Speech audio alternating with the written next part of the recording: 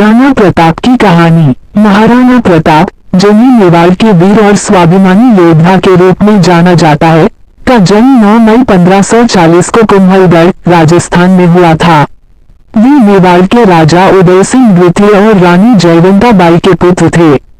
महाराणा प्रताप को भारत के इतिहास में उनकी वीरता, स्वतंत्रता के प्रति उनके समर्पण और मातृभूमि के प्रति उनके बलिदान के लिए याद किया जाता है। मुगलों के खिलाफ संघर्ष।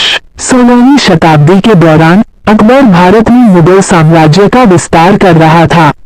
उसने कई राजपूत राज्यों को अपनी अधीनता स्वीकार करने पर मजबूर कर दिया, लेकिन महाराणा प्रताप ने मुगलों के अधीन होने से इनकार कर दिया। अकबर ने कई बार राणा प्रताप को मित्रता के प्रस्ताव भेजे और उन्हें अपनी ओर मिलाने की कोशिश की, लेकिन राणा प्रताप ने हमेशा अपनी स्वतंत्रता और स्वाभिमान को प्राथमिकता दी। हल्दी घाटी का युद्ध 1576। 30 जून 1576 को महाराणा प्रताप और अकबर की सेनाओं के बीच हल्दी घाटी का प्रसिद्ध युद्ध हुआ। इस युद्ध में राणा प्रताप की सेना छोटी होने के बावजूद उन्होंने बहादुरी से लड़ाई लड़ी। उनका घोड़ा चेतक उनकी वीरता का प्रतीक बन गया, जिसने घायल होने के बावजूद अपने स्वामी को युद्ध के मैदान से सुरक्षित बाहर निकाला। हालांकि ये युद्ध निर्णायक नहीं था, लेकिन राणा प्रताप ने कभी हार नहीं मानी। वनवास और संघर्ष का समय।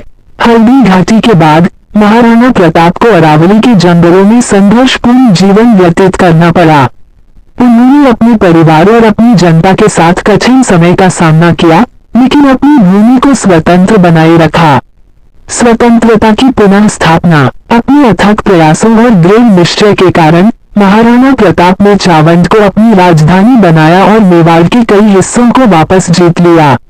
उनका जीवन स्वतंत्रता, स्वाभिमान और त्याग का प्रतीक है। मृत्यु। 19 जनवरी 1597 को महाराणा प्रताप का निधन हुआ।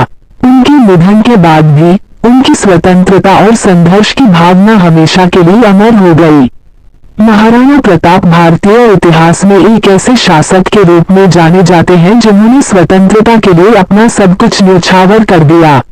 उनका जीवन हमें साहस, आत्मसम्मान और मातृभूमि के प्रति निष्ठा का पाठ पढ़ाता है।